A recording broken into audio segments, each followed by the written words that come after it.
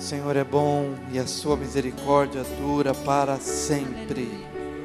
Ainda em pé como nós estamos, eu gostaria de te convidar a abrir o texto bíblico do Salmo 116.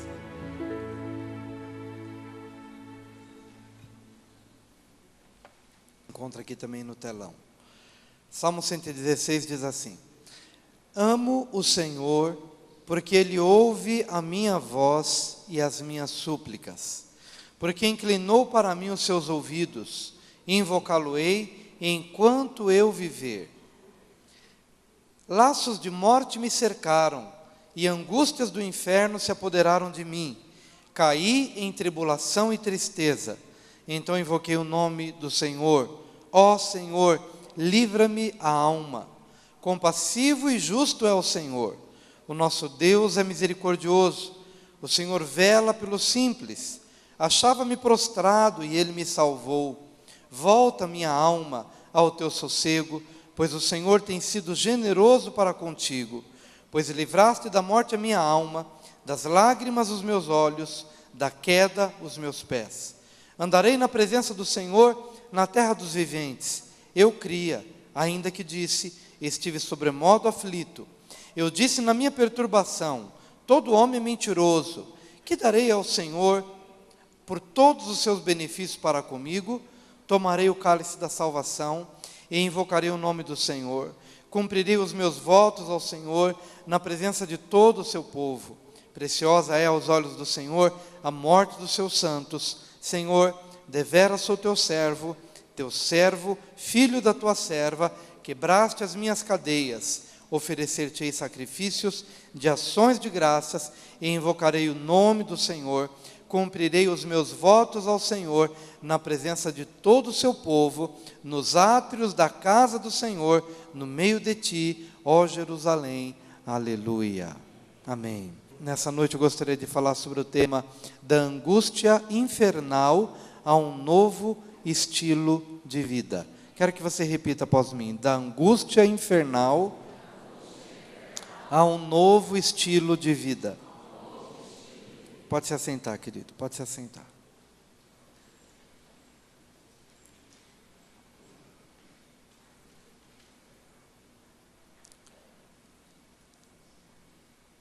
Este salmo é uma linda expressão de gratidão a Deus por um grande livramento. Mas eu vejo que essa passagem bíblica não trata apenas de um livramento de uma situação ou de uma tribulação. Nós vemos pela angústia que o salmista compartilha, de que ele estava vivendo muito mais do que uma situação adversa. Ele estava vivendo uma batalha espiritual, talvez uma batalha espiritual sem precedentes. Talvez uma batalha espiritual mais profunda e mais terrível do que o que ele já havia experimentado até então. A maneira como ele expressa a dor, a angústia, o sofrimento, ele traz aqui algumas expressões que não são comuns. Não são expressões aqui de alguém apenas que está passando por uma luta, por uma privação qualquer.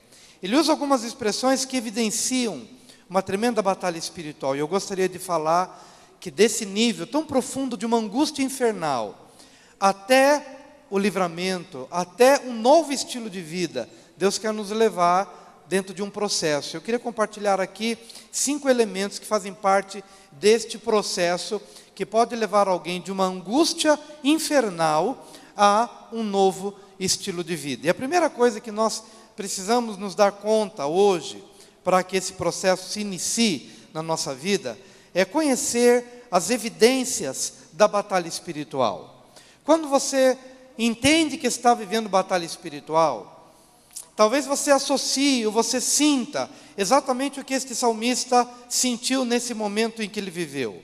Veja o que ele diz no versículo 3: laços de morte me cercaram. Diga, laços de morte me cercaram. E entra no versículo 3, parte B desse versículo, ele vai dizer: angústias do inferno se apoderaram de mim. Então são duas coisas que estão no mesmo versículo.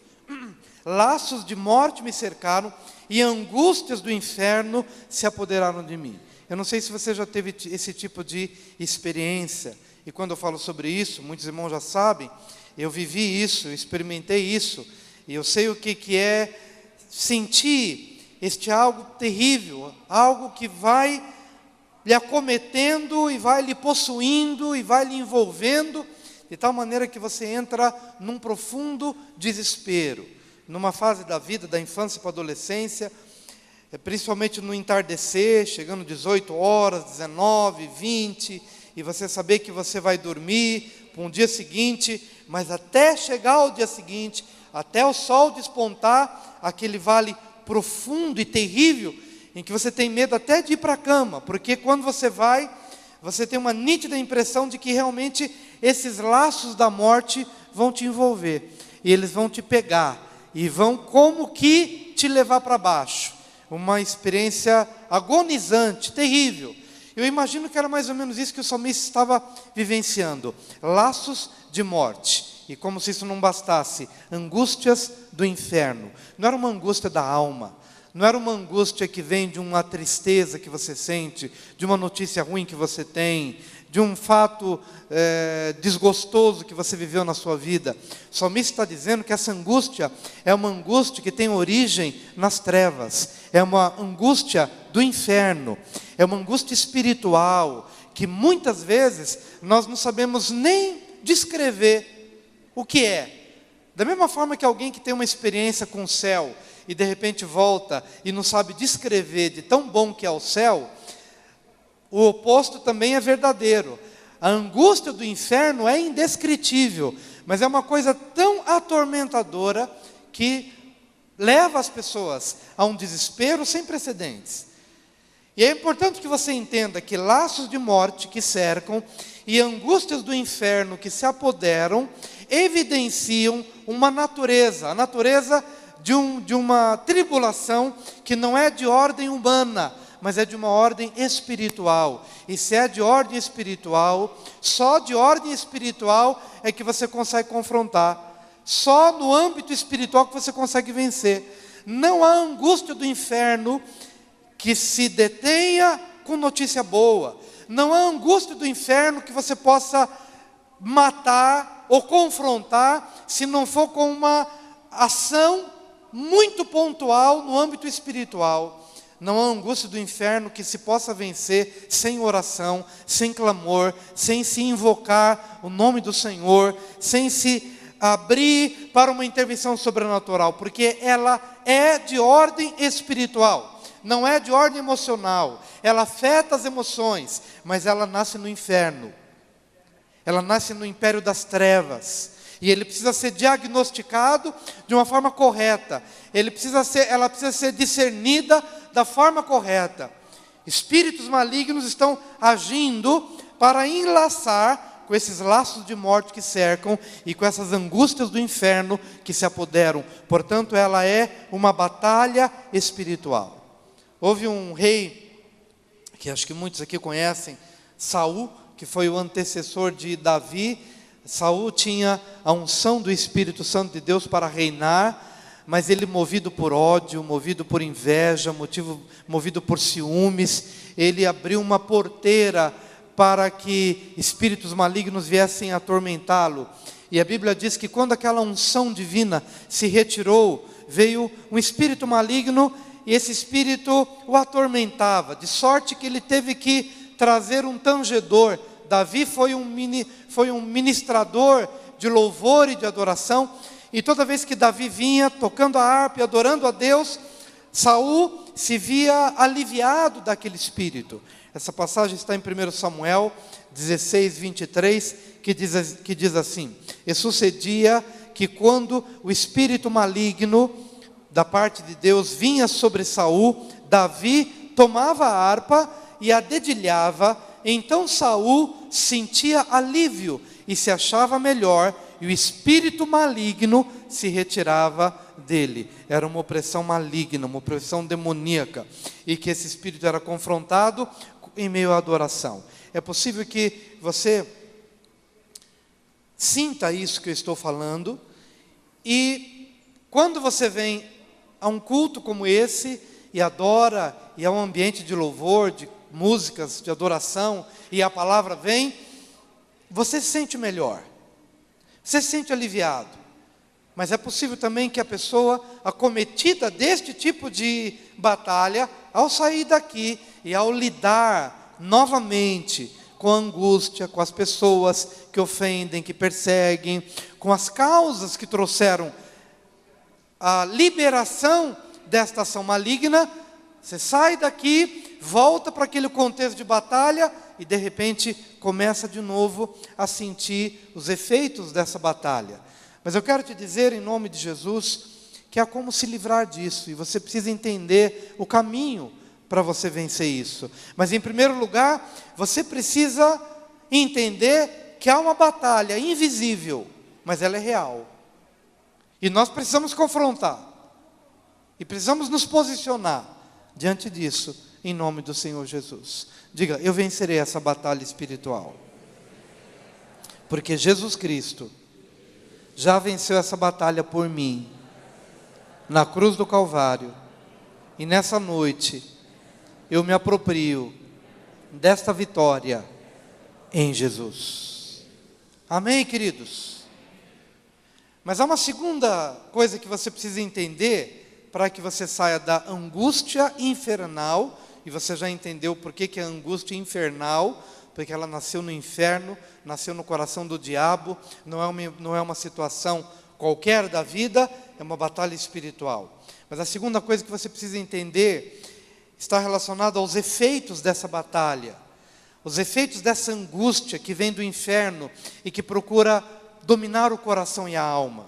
Veja que o próprio salmista, ele descreve o perfil do que ele está sentindo. No versículo 3, parte C do versículo, ele diz: caí em tribulação e tristeza. Repita após mim: caí em tribulação e tristeza. Ele foi sacudido nessa hora. Essa batalha espiritual age na vida dele para abalar os alicerces da vida. Principalmente quando você achava que estava tudo muito calmo e muito tranquilo, entra num processo de tribulação, onde você começa a questionar os próprios fundamentos nos quais a sua vida está firmada. Você questiona tudo e de repente você se sente extremamente inseguro, porque aquilo que você achou que era firme, diante da tribulação já não é mais. E é por isso que o salmista diz: caí em tribulação. E este senso de que ele está meio como que em órbita, está meio como que não pisando num lugar firme, o remete a uma condição de profunda tristeza. Ele sente tristeza por se achar inseguro em meio àquela situação totalmente nova e uma situação totalmente adversa. Caí em tribulação e caí em tristeza. Em segundo lugar, no versículo 6, achava-me prostrado. O que é alguém prostrado? É alguém sem forças para levantar uma agulha. É alguém sem forças para reagir. É alguém sem forças para ter uma ação espiritual que o tire dessa condição e o coloque numa condição mais segura. Achava-me prostrado. Era assim que o salmista se sentia, sem esperanças, sem perspectivas, sem forças. Achava-me prostrado. Sabe como você sentindo como se tivesse 500 quilos nos seus ombros. Quando você vai levantar de manhã, não tem vontade de colocar o pé para fora da cama. Quando você pensa no local de trabalho, não tem desejo de ir, não quer sair da cama. Às vezes vai forçado, mas há uma condição de extrema prostração, sem condições de reagir. Versículo 8, parte A do versículo 8. Agora ele já está louvando a Deus, mas enquanto ele louva, ele se lembra da condição em que ele estava. Olha só: pois livraste da morte a minha alma. O questionamento dele não era a possibilidade de uma morte física, mas uma morte física futura, mas já era a morte da alma agora. Não era a morte física do amanhã, era a morte da alma já, a morte da alma nesse momento. Quando a alma ela é vitimada por esse nível profundo de angústia infernal. Ele louva a Deus porque o Senhor o livra das lágrimas, livra os olhos das lágrimas, no versículo 8. Te louvo, Senhor, porque pois livraste da morte a minha alma e das lágrimas os meus olhos. Quem está envolvido a essa imensa batalha espiritual não consegue momentaneamente se livrar do choro. É o choro na segunda, o choro na terça, o choro na quarta, na quinta, na sexta, e às vezes o choro 3 vezes ao dia, manhã, tarde e noite. Essa era a condição do salmista. Tribulação e tristeza. Achava-se prostrado, alma em morte. Livrou os olhos das lágrimas, livrou os pés da queda. Amado, quem está envolvido numa batalha espiritual nesse nível, ele corre riscos de queda. Que queda? Há algumas pessoas que não suportam esse nível de angústia infernal e dão cabo da sua própria vida. Portanto, a queda, ela pode representar um suicídio. A queda pode representar um homicídio. Ele não aguenta o nível de pressão e ele mata. Ele não aguenta o nível de rejeição em meio a uma situação, por exemplo, conjugal, familiar, e mata. Mata por ciúme, mata por raiva, mata por ódio. E eu vejo o salmista louvando a Deus, como que estivesse por um triz de cometer um grande deslize, uma grande queda. Livraste os meus pés da queda. Eu não sei o que passou pela cabeça do salmista, mas coisa boa não foi.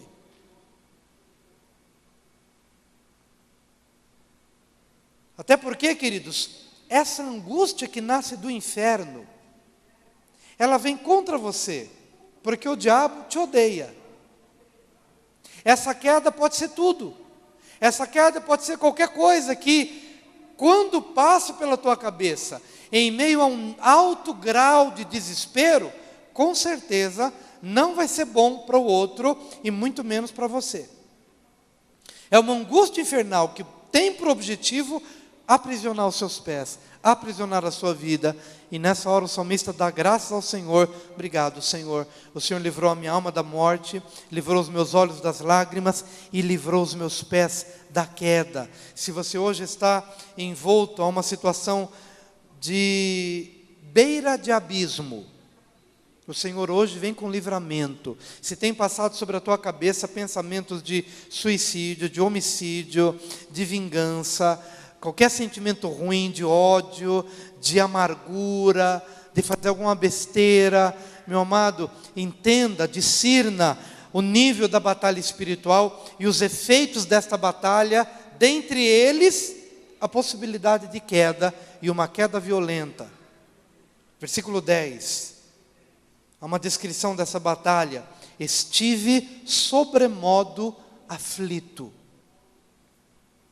Entenda o nível de aflição do salmista. Estive aflito de uma forma indescritível, sobremodo aflito. Eu fico imaginando que a pessoa que está sobremaneira aflita, ele é acometido de muitos pensamentos. Ele fica pensando no dia de amanhã, ele pensa o que vai dar, o que vai acontecer, e ele já se vê preso, ele já se vê morto, ele já se vê no cemitério, ou ele vê alguém morto, ele vê quadros tão funestos, tão terríveis, que é resultado desta aflição infernal, de maneira que ele descreve: estive sobremodo aflito. Este é o sentimento dele. Não sei se você já teve esse nível de sentimento, de percepção. Mas no versículo 16 ainda ele diz, já louvando ao Senhor, mas ele descreve o que fez parte da sua vida: quebraste as minhas cadeias. O que é uma cadeia? É uma prisão. Sabe quando você quer fazer alguma coisa, mas você não se vê na liberdade de fazer, porque há uma prisão na sua vida? Talvez você tenha dito para sua esposa, nunca mais beber nada. Mas de repente você está acometido de um alto grau de aprisionamento e você quebra essa promessa. Você quebra esse voto com ela, quebra essa aliança, porque você está preso por aquilo que você já considerou abominável, por aquilo que você já considerou a causa de muitos problemas, e você já fez promessas e mais promessas de nunca mais entrar por aquele caminho, mas você entra porque você está aprisionado.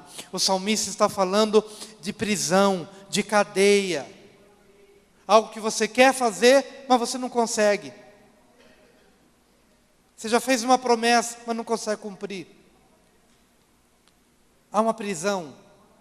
Você quer ser diferente, quer agir de forma diferente, mas não consegue agir de forma diferente, porque você está aprisionado. De maneira que o cair em tribulação e tristeza, achar-se prostrado, a morte da alma, as lágrimas dos olhos, a queda iminente para os pés, a aflição sobremaneira e o alto nível de aprisionamento, tudo isto revela que você está em batalha espiritual e que é uma força acima da sua resistência, acima da sua capacidade humana, e você precisa dar um grito de liberdade diante de Deus. Você precisa entrar numa nova dimensão de relacionamento com Deus, para que Deus traga livramento efetivo e real na sua vida, em nome de Jesus. Em primeiro lugar, você precisa entender as evidências da batalha espiritual. Em segundo lugar, você precisa entender os efeitos dessa batalha que acabamos de compartilhar. Mas em terceiro lugar, você precisa entender a origem, onde começou essa batalha. Por que essa batalha se instaurou na minha vida? Por que talvez esses espíritos encontraram algum espaço para crescer?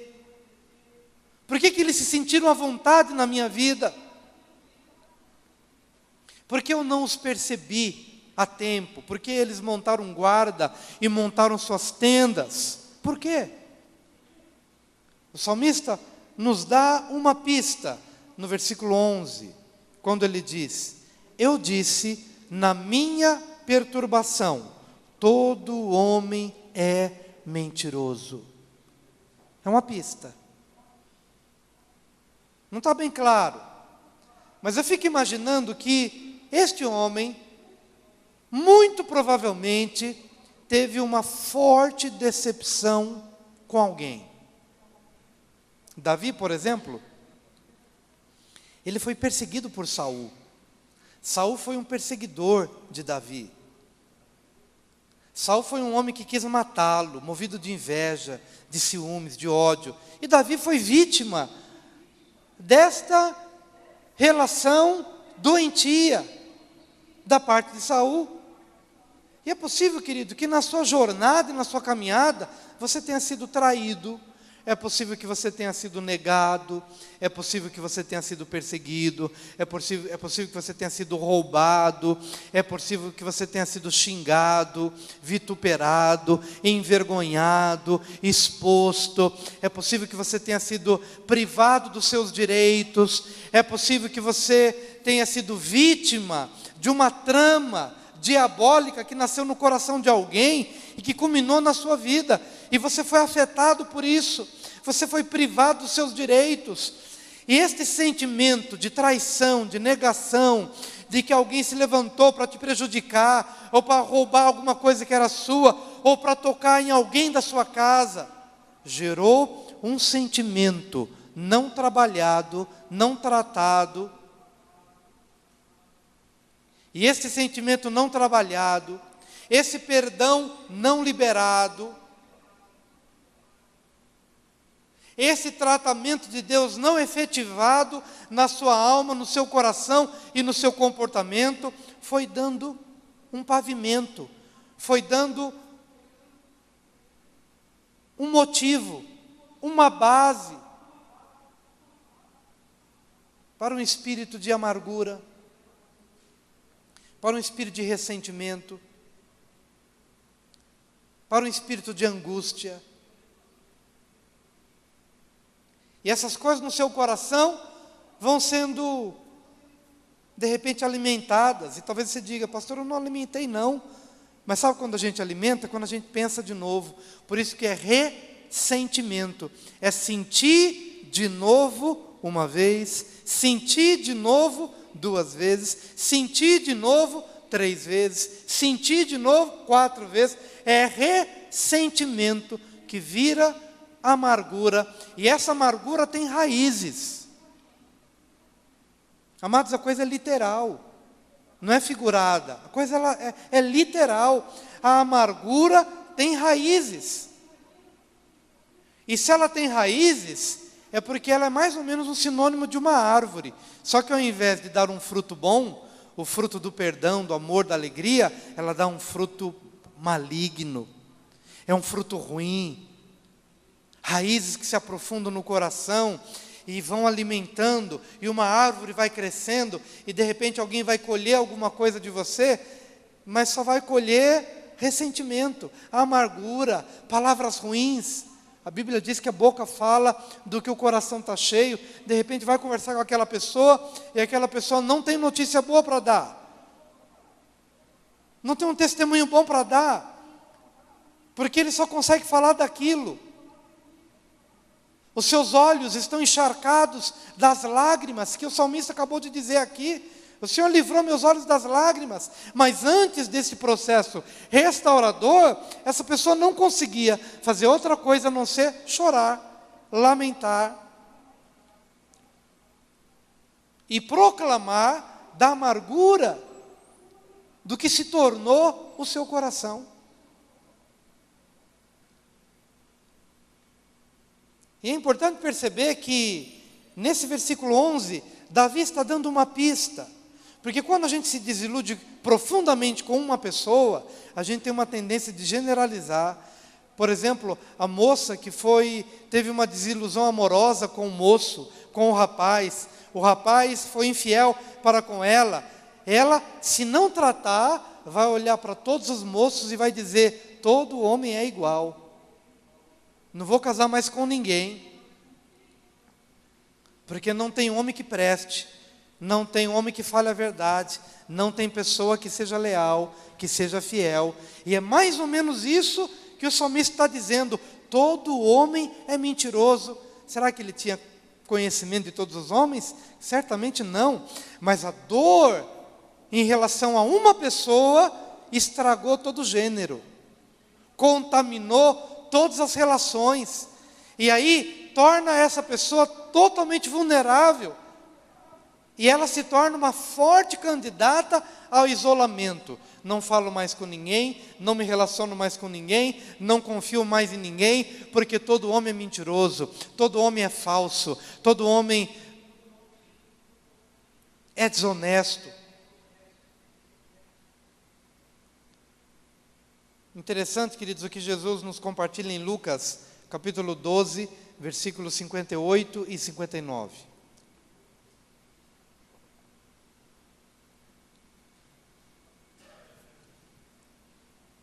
Lucas 12, 58 e 59, você pode acompanhar aqui no telão comigo. O texto diz: quando fores com o teu adversário ao magistrado, esforça-te para te livrares desse adversário no caminho, para que não suceda que ele te arraste ao juiz, e o juiz te entregue ao meirinho, e o meirinho te recolha à prisão. Versículo 59, digo-te que não sairás dali, enquanto não pagares o último centavo. Nós temos aqui alguns oficiais de justiça e sabe muito bem qual que é essa linguagem, né? A pessoa recebe uma intimação, olha, tem uma pendência, tem alguma coisa e tal. Jesus está dizendo: tem alguma coisa errada, tem algum acerto que não foi feito, tem algum acordo que você deixou de fazer durante a vida, vai rápido, tenta acertar com ele, antes que ele te leve ao magistrado, antes que ele te leve às autoridades, porque se você endurece no meio do caminho, de repente você é levado para o juiz te condena e te coloca na prisão, ou você vai ter que pagar muito mais do que você poderia pagar, ou do que você deveria pagar, se você acertasse no caminho, se você acertasse de forma amigável. O que Jesus está querendo dizer, queridos, é que nós devemos procurar resolver as pendências que temos com as pessoas o quanto antes. Amém, obrigado. Ainda bem que a gente tem uma esposa aqui. Quando ninguém diz amém, ela diz amém. Aliás, tem um livro que tem um pastor pregando e o templo está vazio. Só tem a esposa ouvindo, só ela, não tem ninguém. E ele está pregando só para ela. Que bênção.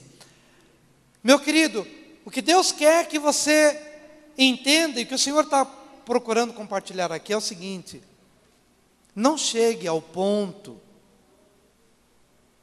que o salmista chegou, de tamanha decepção, a ponto de dizer: não confio em ninguém, todo homem é mentiroso. Não chegue ao ponto de ser entregue ao juiz, e depois do juiz te entregar ao meirinho que te leva para a prisão. Não. O que ele está querendo dizer é o seguinte: é que as pendências, os distratos, as discordâncias, as coisas que a gente de repente vive no dia a dia, acerta rápido, conversa rápido, apaga logo, perdoa logo, porque não vale a pena você pavimentar um caminho para os demônios, para o demônio do suicídio, para o demônio da angústia, para o demônio da avareza, para o demônio da amargura. Não vale a pena você acumular situações no seu coração, situações não resolvidas,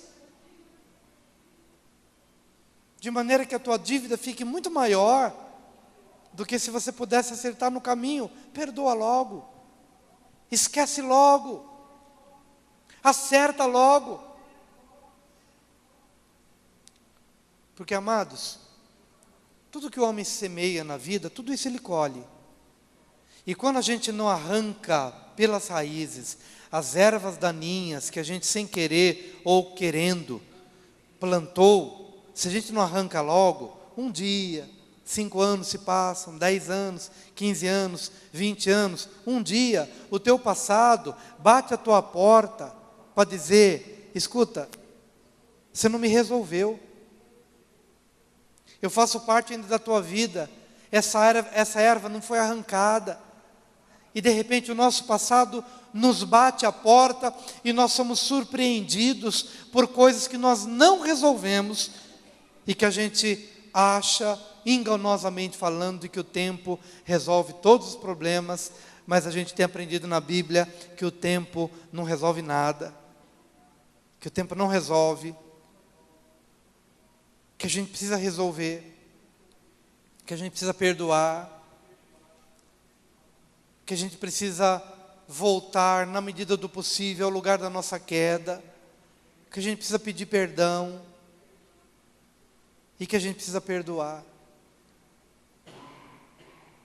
Sabe esse sentimento que você tem? Eu preciso pedir perdão para aquela pessoa. E você não tem paz enquanto aquele dia não chega.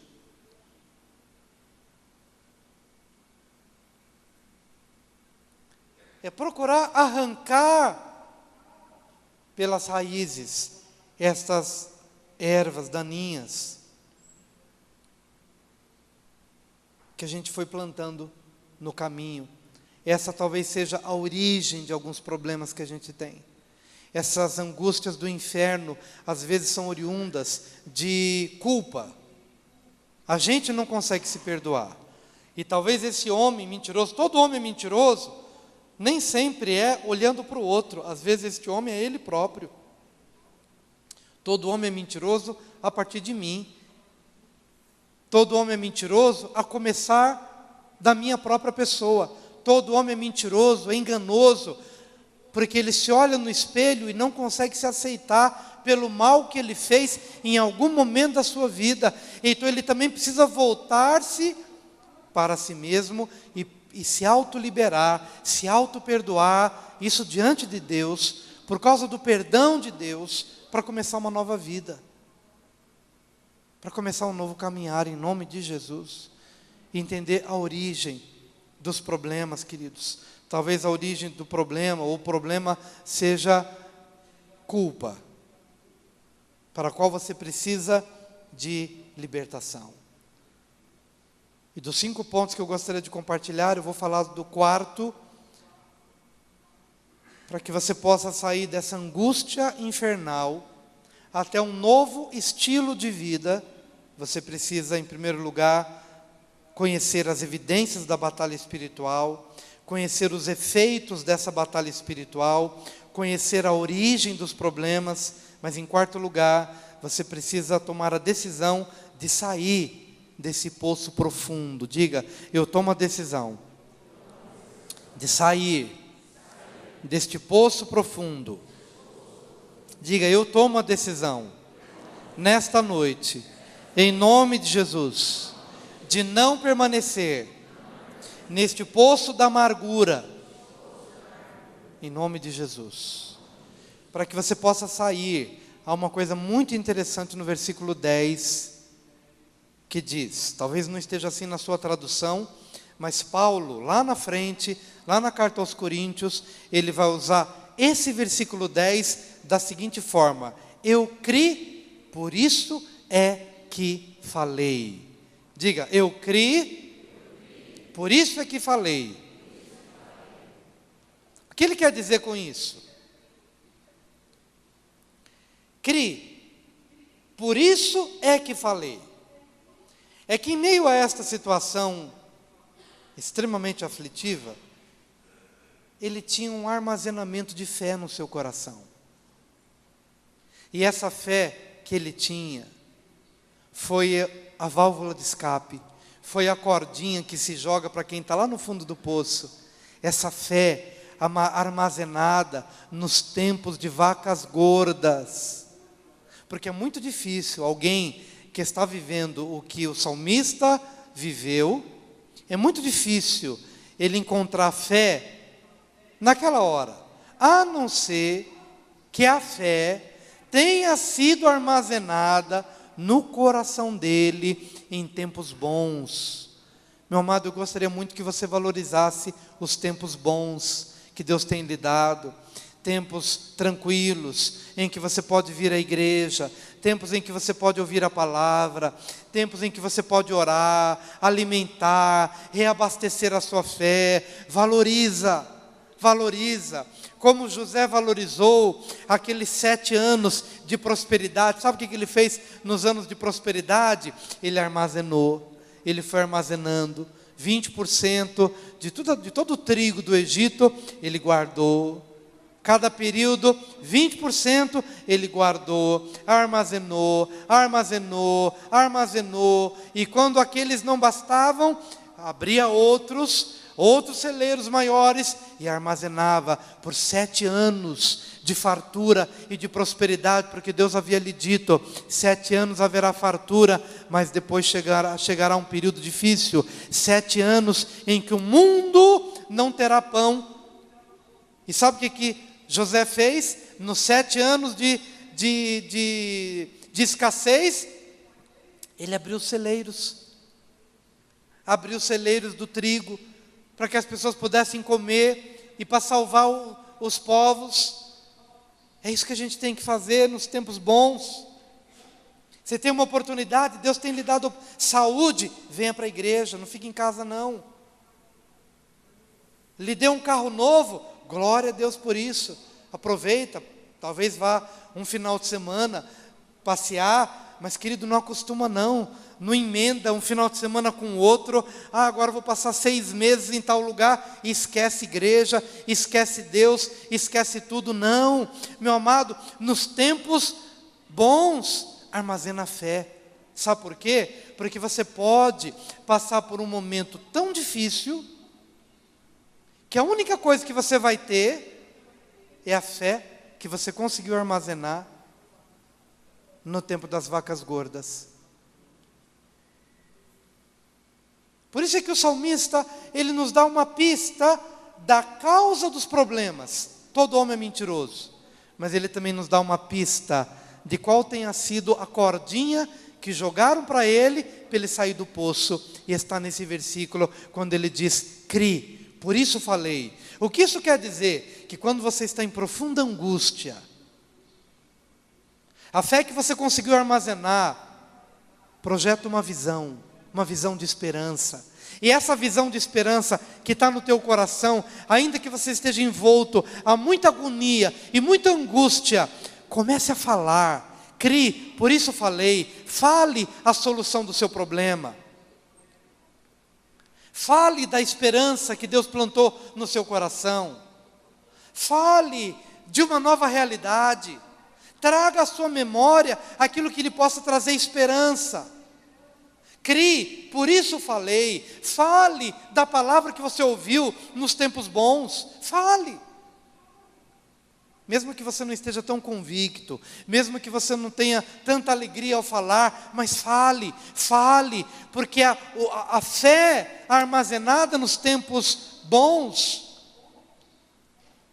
elas vão ser o sustentáculo, a fortaleza, a coluna para os tempos de angústia. E esses tempos de angústia podem não ser tão passageiros assim, eles podem perdurar por um tempo maior do que você imagina, como 7 anos de fartura, ou 7 anos de miséria, 7 anos de escassez, períodos difíceis da nossa vida. Valorize as oportunidades para buscar uma célula, valorize as oportunidades para celebrar, para cantar, para dançar, para adorar. Valorize as oportunidades, porque a fé que se manifesta em meio à tribulação não é a fé do momento, mas sim aquela que é armazenada na caminhada cristã. E para sair desse fundo de poço, clame. Então invoquei o nome do Senhor. Ó Senhor, livra-me a alma. Oh querido, queria que você compreendesse o valor dessa oração.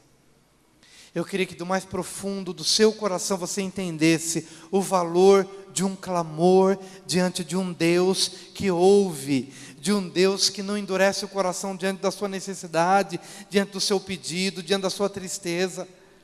Eu queria que você entendesse o valor dessa bênção de orar, de clamar, de invocar o nome do Senhor e de esperar por Ele, na certeza de que Ele vem em teu socorro. Jesus nos mostrou o caminho. Quando se aproximou o dia em que Ele estava caminhando para a cruz, antes disso, Ele foi para o Getsêmani, o jardim das oliveiras, a prensa, o lugar da prensa da azeitona para se extrair o azeite. E lá, queridos, a Bíblia diz que Ele descreve mais ou menos o que Ele estava sentindo, o que o salmista está dizendo aqui. A minha alma está profundamente triste até a morte. Quase que ele repetiu as mesmas palavras do salmista. Laços de morte me cercaram e angústias do inferno se apoderaram de mim. Foi isso que Jesus sentiu antes da cruz, lá no Getsêmani. E sabe o que ele fez? Ele foi orar. Ele não foi para o shopping. Ele foi orar. Ele foi orar. Que eu quero que você entenda que a gente está alinhavando um caminho que culmina no entendimento de que essa aflição infernal só há um antídoto.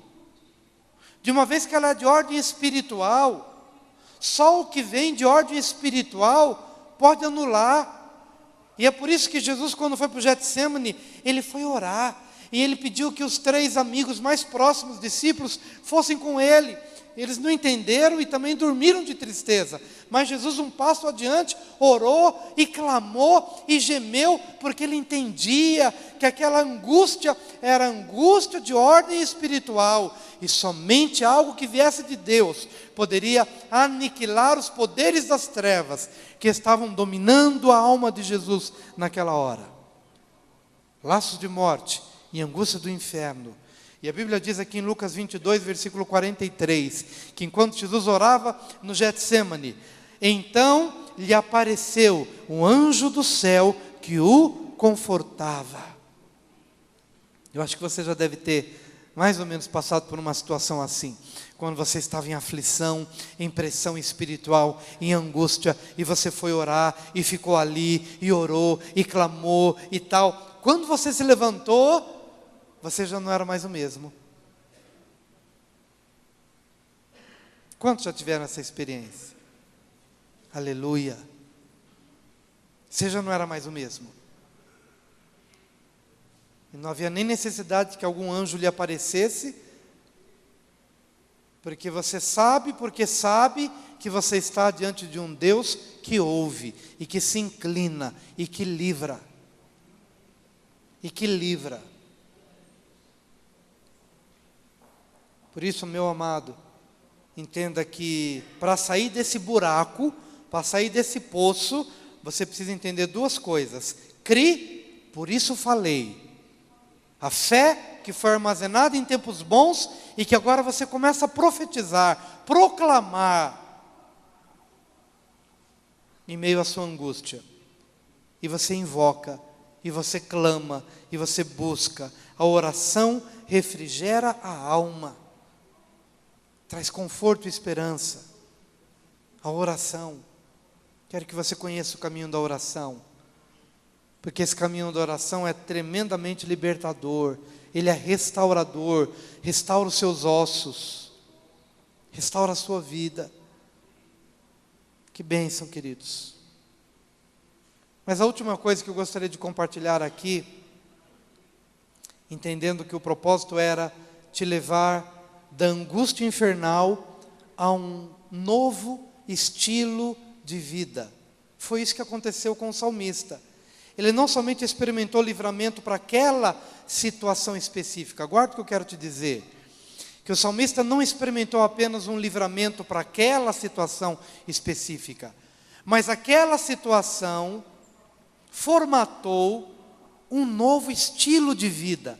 As marcas que Deus produziram no coração do salmista foram marcas tão indeléveis e foram marcas tão profundas, capazes de produzir nele um novo comportamento para todo e qualquer período da sua vida, não somente para o período ruim das vacas magras, mas para todo o decurso da sua vida.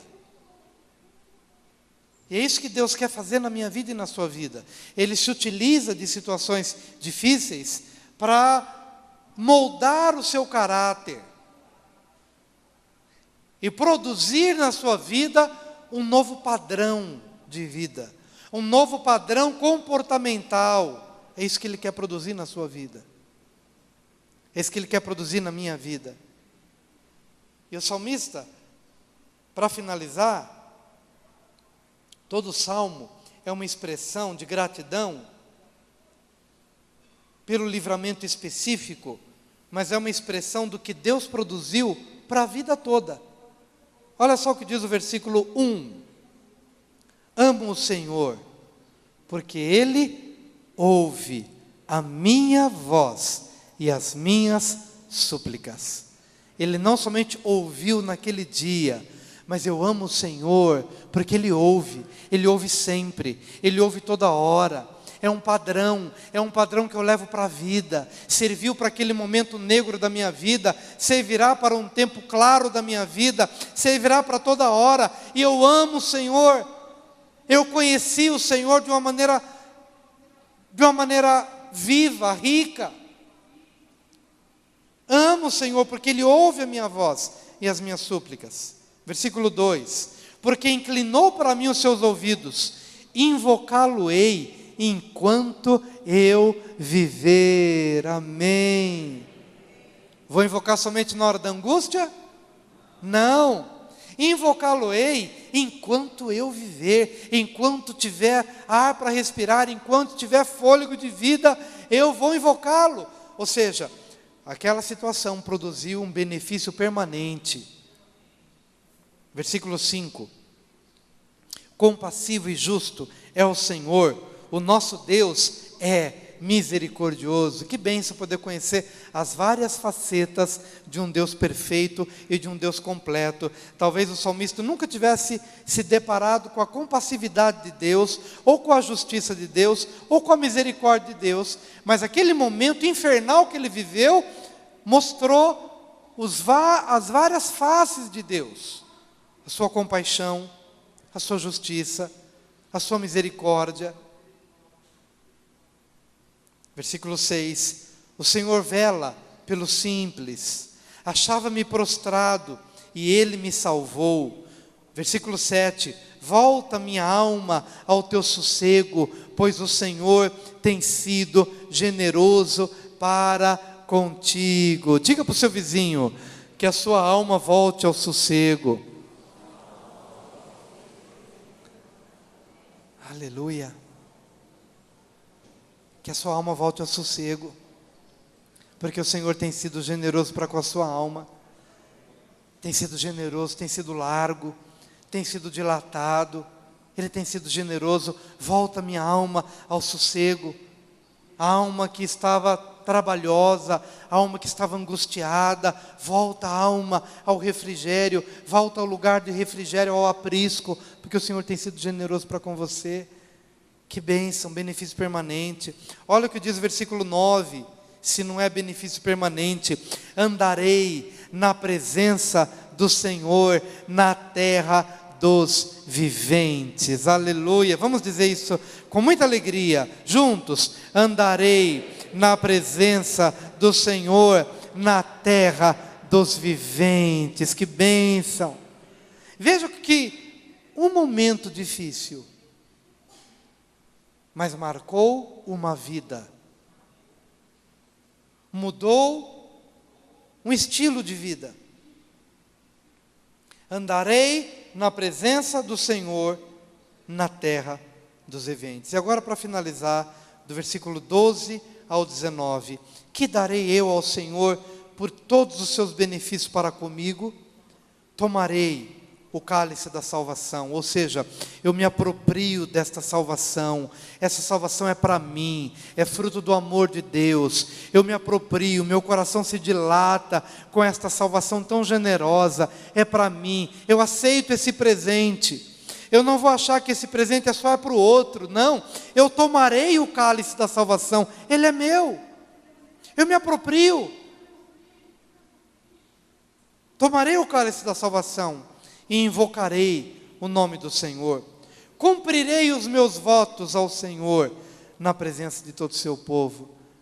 Acho que você vai entender o que eu vou te dizer aqui. Eu acho que não há momento na vida em que a gente mais faz votos do que no período da extrema aflição e da extrema angústia. O que é fazer um voto? Senhor, se o Senhor realmente me der esse livramento, nunca mais eu ponho uma gota de álcool na boca. É um voto que você fez. Se o Senhor me der esse livramento, nunca mais passo na porta desse bar, eu nunca mais agrido a minha esposa, nunca mais isso e aquilo outro, e aquilo outro, e aquilo outro. Mas são votos que nós fazemos. O salmista também fez votos no tempo da sua angústia. Mas agora ele olha para todos esses votos e diz: Senhor, eu os cumprirei com alegria, porque o que o Senhor fez por mim foi tão extremo, foi tão sobrenatural, que eu não terei dificuldade de pagar os meus votos. E se porventura fiz algum voto na minha ignorância, e que agora, na maturidade, entendi que o voto que eu fiz não foi um voto de que o Senhor se agradou, perdoa-me. Quero colocar este voto que eu fiz diante do Senhor, porque esse voto que eu fiz não te agradou, perdoa-me. mas os votos que você fez e que são sérios, e que são votos que você fez na sua consciência e na sua maturidade, com alegria, cumpra. Pagarei, cumprirei os meus votos ao Senhor na presença de todo o seu povo. Preciosa é aos olhos do Senhor a morte dos seus santos. Senhor, deveras sou teu servo, filho da tua serva, quebraste as minhas cadeias. Ou seja, eu deixo de ser servo do diabo, deixo de ser servo da angústia, deixo de ser servo do pecado. O Senhor quebrou as minhas cadeias e eu voluntariamente me torno servo do Senhor. Sou teu servo, filho da tua serva, quebraste as minhas cadeias, sou teu servo, voluntariamente, para te servir todos os dias da minha vida. Oferecer-te-ei sacrifícios de ações de graças, e invocarei o nome do Senhor. Cumprirei os meus votos ao Senhor, na presença de todo o seu povo, nos átrios da casa do Senhor, no meio de ti, ó Jerusalém. Aleluia. Amém. Meu querido, talvez a intenção maligna foi de te oprimir e de te escravizar. Mas Deus reverteu isso para te levar a uma profunda comunhão com Deus. Não só para aquele momento da angústia, mas uma profunda comunhão com Deus que passe a ser um novo estilo de vida, de tal maneira que você possa sair da angústia infernal a um estilo de vida para andar diante de Deus todos os dias da sua vida na terra dos viventes. E um dia cessará definitivamente o nosso choro, nossas lágrimas e nossas angústias, e estaremos com o Senhor. Mas enquanto esse dia não chega, que você possa assumir um firme compromisso consigo mesmo, de andar na presença do Senhor na terra dos viventes. Eu gostaria de lhe convidar a vir aqui à frente.